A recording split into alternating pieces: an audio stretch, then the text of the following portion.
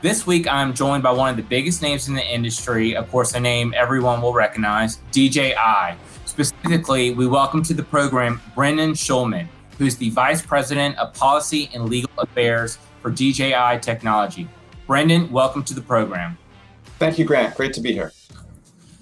Obviously, I've been wanting to have you guys on a while because you're the biggest name in the industry. You know, nearly all my clients are using you guys' products, and really so much of the drone industry and what we've accomplished over the past 3, 5, even, 6, 7 years has largely been because of the capabilities of DJI products. Why don't we start by telling me a little bit about your background and how you ended up where you are at DJI? I'd be happy to. In fact, it's sort of, in some respects, similar to your background. Back in 2013, I was a lawyer in private practice at a law firm in New York City, and also someone who had a lot of personal background with remotely flying aircraft. That was my lifelong hobby going back 20 years from that point. And realizing that at that point in time, the FAA did not have a set of rules for unmanned aircraft systems, and other legal doctrines, including privacy, property, torts, contracts, and so on, would be impacted by the emergence of this new technology. I started what I think was the country's first unmanned aircraft systems practice group at that firm. And I took on at the time, the landmark Parker case, litigated that, and also a case for Texas EquiSearch to help them in their mission to use drones for volunteer search and rescue, as well as proposals that would help advance operations for everyone. So at the time, I was an advocate for unmanned aircraft systems at the nascent stage of the policies, which primarily focused on aviation safety as well as personal privacy. And then in about mid-2015, DJI asked me to join them and to lead the development of our public policy group worldwide, not just in the US, but also in Europe, Asia Pacific, and so on. And really the goal has been the same. My passion and my dedication, even before DJI, to advocate for reasonable and appropriate risk-based policies for this emerging technology. That's been the mission all along, because I know the technology, I love it. I love seeing people use it in new ways to save lives or even just to have fun and take pictures. And to me, the policies need to be rational and based on what the technologies actually do, the risks they pose, and solutions that actually make sense. Recent uses that you've seen drones being used for. Obviously, with COVID-19, we've seen some true innovation and people using drones in ways that we wouldn't have necessarily thought about even 6 months ago. So what are some of the more interesting use cases you've seen? There's so many. I feel like I hear about a new use case almost every month, even at this point. With the COVID-19 pandemic, I think we've seen a lot of applications that prove that remotely controlled technology can make a difference. And obviously, we've heard about drone deliveries. Those are programs that have been going on for a while. And they're great. Obviously, if you can deliver something at a distance without person-to-person interaction, that happens to work great in a pandemic where you need to keep people apart. But also just as a force multiplier in using the drone in place of whether it's law enforcement or firefighters or public safety officials who can't be on the job either because they need to have smaller teams or some of them are literally out sick. You can use this flying robot as a way of substituting for personnel shortfalls. And I think that's been true across industries. We've also seen a really interesting use cases in contactless inspection. So missions that would involve people getting together, climbing structures, putting up rigging. Let's use a drone instead and take the same kinds of inspection pictures. So there's a mission we've all heard of for years, using a drone to do an inspection kind of function because of the cost efficiency as well as the personal safety. Well, along comes a pandemic that makes it even more important or gives you an additional reason to do something without putting a lot of people together in one place. And I think we're still kind of learning from that. On the other hand, it's not surprising to anyone who's used drone technology that these kinds of applications are perfect for something that is flown One remotely. of the most rewarding aspects of this whole process that at least I've seen in the past few months are that I've seen a shift in public perception. Maybe not necessarily a complete win, but it does seem like there are more people out there who are really starting to understand what we do in our industry and why we are so zealously in favor of this technology. For months and for years and years, even cinema, news media, of course, the stories were always negative, and they still are. Just the other day, there was a story out there about drones doing spying on nude beaches or something. But we have seen some news coverage in recent months of drones being used for good. And I do think that there has been a shift in public perception. Would you agree? I agree in part, but I think I'm maybe more skeptical than you sound on that issue. I think we still have a lot to do. There are just so many reasons that drones scare people. Originally it was, are these armed drones coming from overseas used by the military? No, they're not. Then it was the risk of airline collisions, personal privacy in your backyard, misuse by terrorists. Lately, it's cybersecurity and data privacy. There's just so many reasons to be fearful. I'm not sure that we've done enough yet to overcome that, but we're trying. And as one example, DJI has recently launched a map on our website that lets you see exactly where drones have been reported to have rescued people from peril, whether that's a missing person scenario, or firefighting, or avalanche, or floods. We basically looked across the media now for years. We've been compiling these publicly reported stories of drones doing good things, and now visualize that on a map. So wherever you live or wherever you work, you can take a look and see what drones have been doing right in your neighborhood. We hope that will kind of bring home that message that drones are out there doing wonderful things for people, even in your own community that you might not have noticed the news story 6 months ago, but there it is on the map. And of course, we also welcome other people to submit stories of drones that are used to assist and rescue people, including life-saving missions. So we're now up to, I think, over 430 people who've been saved that way. I agree. There's still so much work to be done. And, one of the more controversial issues that kind of is a hindrance to moving the scale in favor of public acceptance of drones, of course, is the issue of Chinese sourced drones, whether it be the security concerns raised by some people in government. Certainly in light of COVID, there's been even more across America of what we've seen, somewhat of an anti-China sentiment and concerns about drones sending information to China. Well, first I'm going to let you go ahead and just say what is your response to the concerns that drones are inherently unsafe, Chinese source drones are inherently unsafe because of the potential for them to send information back to China? This is a very serious and I think even troubling issue for the industry as a whole. I think we need to start with the basic understanding of what the drone actually does. And everyone who uses a drone understands this, but not every policymaker legislating or regulating drones understands. The drone is a flying camera, and the user controls where that drone points its camera and takes a picture. So that could be a beach, a mountain, a landscape, a farm, piece of equipment that you're inspecting, or a rooftop after a storm has recently occurred in my region here in the Northeast. Or it could be something sensitive, but that's up to you, right? You as a user are controlling the device. The drone is not sitting in the middle of telecom infrastructure, able to reach out and intercept communications by any number of people who might need that connection. So number one is the drone is under your control because you're deciding what to do with it. And that's just so basic. And then beyond that, you have to also appreciate that the drone is not something that even needs to be connected to the internet or to any server. So you can use it as a flying camera, including in those search and rescue missions that are on our map. And that real-time feed directly to your handheld controller is all you need to make the drone useful.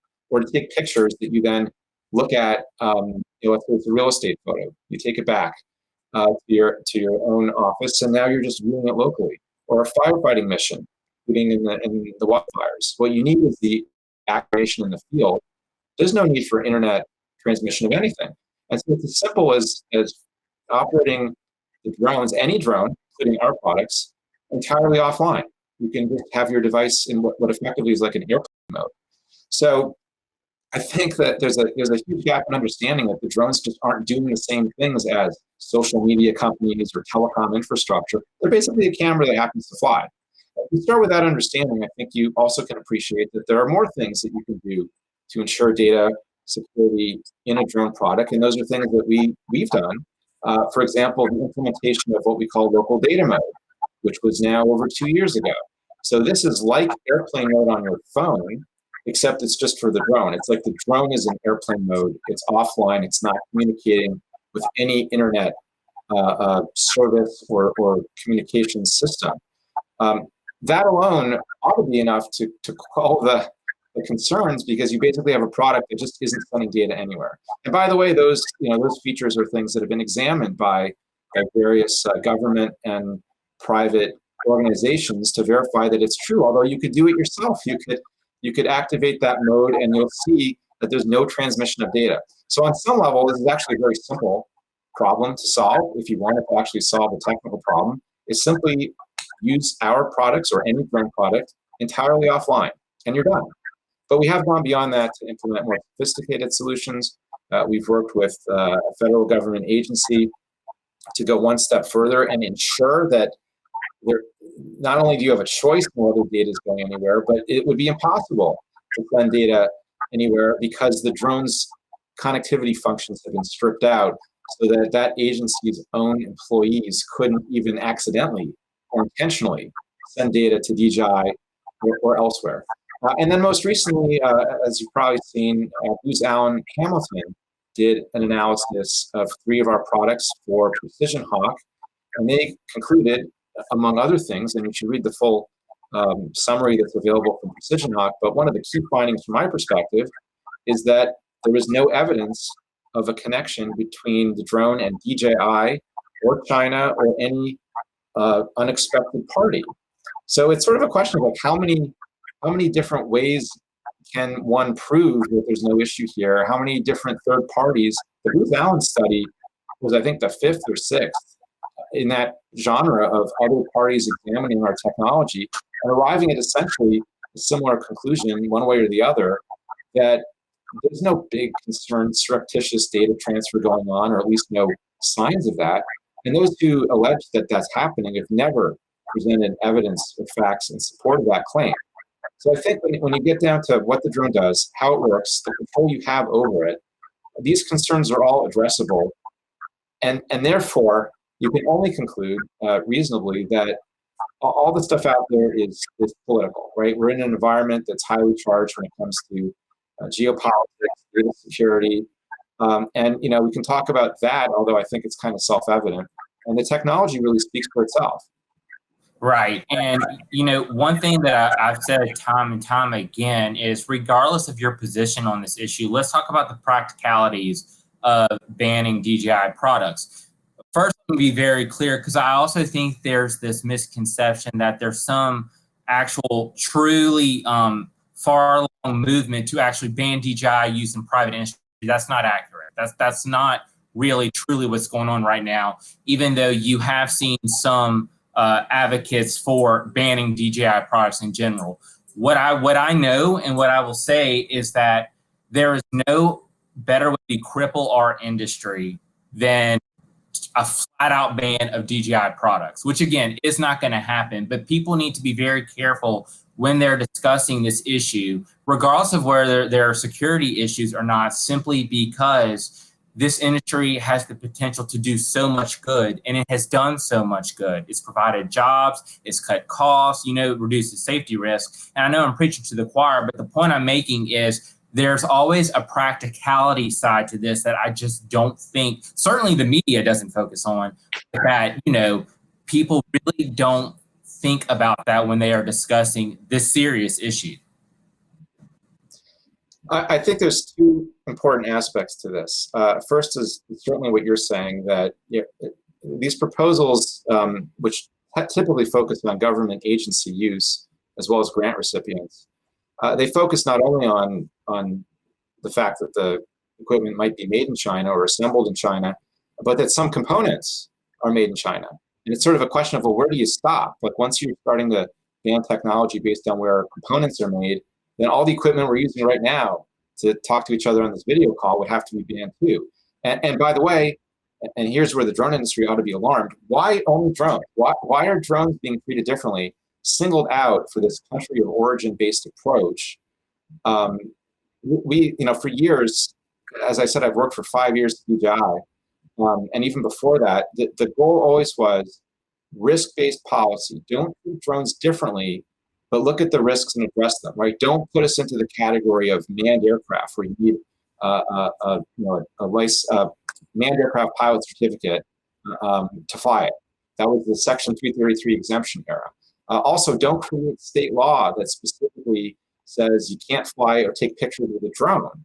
When the challenge is privacy, well, we have privacy laws. So anyone in the drone industry that's spent years, like I have, focused on risk-based policy, being treated fairly as a technology, not discriminating against the fact that we're drones and we're scary, should be alarmed, if not outraged, by these proposals, as well as any companies that support them, including, I'm sort of sorry to say, our competitors, who we see lobbying and advocating and communicating that these policies are a good idea and should pass. And the problem with that is not only that we start to get discriminated against as a technology, but what does that say about your freedom to operate? So if the national security issue here is that a drone that's made in China or has a Chinese component is a threat to national security, either when flown by a federal agency or a grant recipient, or in the case of a proposal we've seen, flown over federal managed lands. Well, if that curtails the choice of product or the choice of component that even an American company can put into their drone, then what does that say about you as a drone pilot? Sort of, who the heck are you to fly over federal lands or anywhere in the country without a security clearance? If you're worried about the equipment, why aren't you worried about the pilot? So a policy direction that says we have to shut down a market and tamper with it and exclude components just based on where they're made is also a policy direction that says we can't let you fly.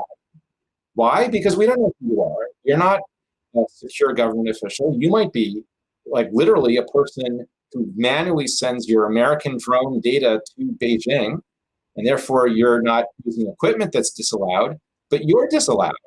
And so this entire direction really ought to be very troubling to the entire industry. We've believed for decades in risk-based policy. You have a safety or security or privacy concern or something like that. Well, the solution is to address the problem. And we're not strangers, and the government is not ignorant of how to solve a technology security challenge. You use industry consensus security standards, which exist for other technologies, but not for UAS. So if you really cared about security, you would solve the problem and would let any company solve that problem, whether it's American or French or Chinese. You wouldn't just say, oh, we figured out the security answer just by looking at where the thing was made. Honestly, if you were concerned about security, you would also be alarmed, because that is a huge gaping hole for adversaries, true adversaries, to use other drone equipment to gain malicious access to the data and the systems just because the equipment isn't Chinese. Oh, thanks, Brendan. And again, so many people in the public are already having a difficult time accepting drones, as we've discussed, though we're trying to make strides in that regard. But I think this fear of China, fear of Chinese products could complicate that further, definitely, and further harm the public perception. So regardless of where the drone is made, if it's foreign sourced, if it's American made, it's really important as an industry for us to focus on the benefits drones are capable of providing. And, like you said, there is a balance. You do have to balance risk against what it is you're getting out of the technology. And along those lines, we are supposed to have a pretty big end of the year coming up as an industry. Hopefully, we have two pretty significant regulatory advancements coming out. The first, of course, being remote ID. The second one being the easing of flights over people and during night. What are your thoughts on where we are in terms of a regulatory environment in the United States? That's a really important question. We've been held up for years due to the lack of remote ID. You may recall, some of you, your viewers may recall, that flight over people, as well as night operations, was supposed to be proposed in early 2016, and was held up for years due to the absence of remote ID, which was a concern for from the security agencies in Washington. So actually, to some extent, these two issues are connected. Once again, security concerns are holding up innovation and progress and potentially interfering with all kinds of beneficial things. Now, it's good that remote ID is moving forward. We've been supporters of that for a long time. I personally think it's important. It also provides accountability when it comes to things like privacy invasions. But we got to do it right. It has to be something that is effective and manageable. And in our NPRM comment, we pointed out that the approach is overly burdensome. It's connect to a network service and pay a probable monthly fee to them and broadcast. Whereas the Aviation Rulemaking Committee in 2017 said, look, we recommend either or, either broadcast or network. They both work. They both serve the purpose of identifying the drone. And we also had an economist take a look at the FAA proposal and determine that it would cost 9 times more than what the FAA was estimating, namely $5.5 billion. So here's my concern. If we want remote ID, in fact, years ago, we created our own solution to help assist U.S. agencies and infrastructure owners to protect their assets as well as their events.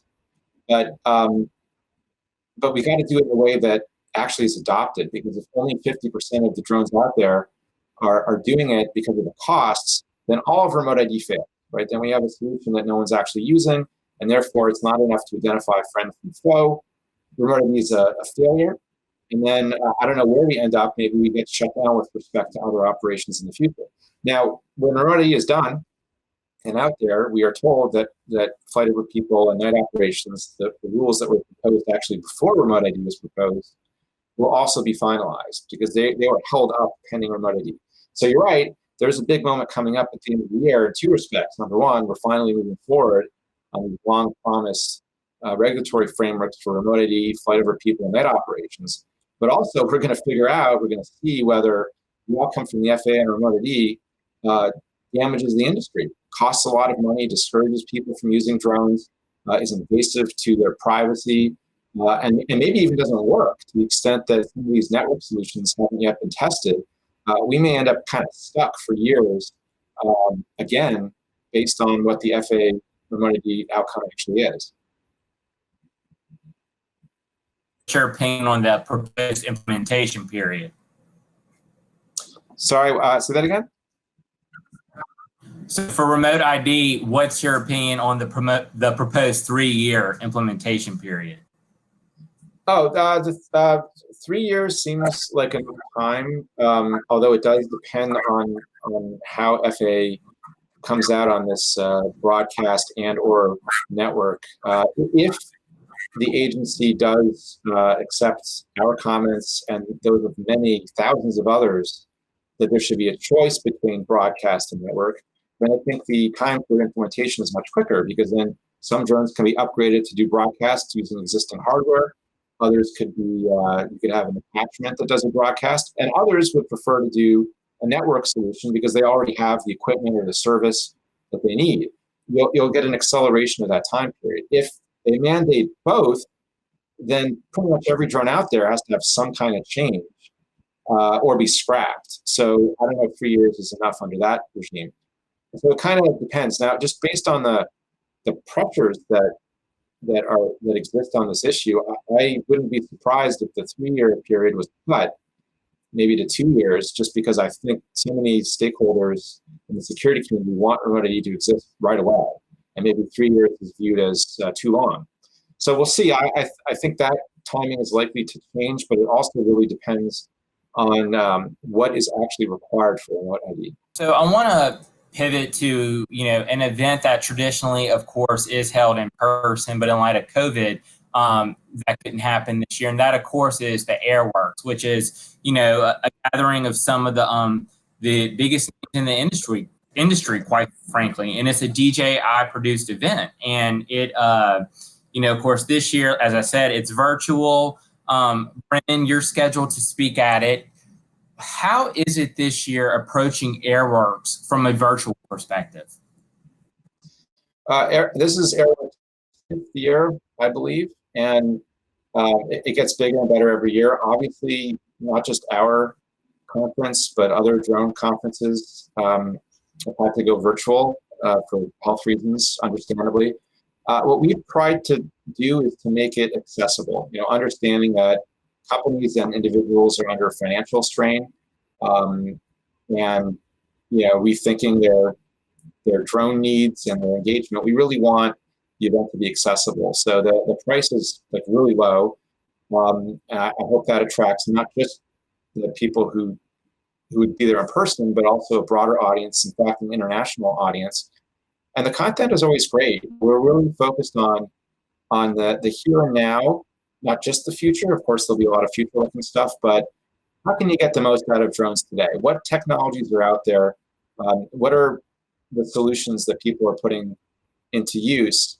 And so I think, unlike some other conferences that focus a little bit more on futuristic applications or things that are only accessible to large corporations or enterprises, like this is really about the commercial drone user and what they can do with affordable, capable equipment that's on the market today. And I think that always leads to some amazing, wonderful stories, use cases, as well as thought leadership in terms of, there's usually a policy or government relations type panel where we have an exchange of ideas.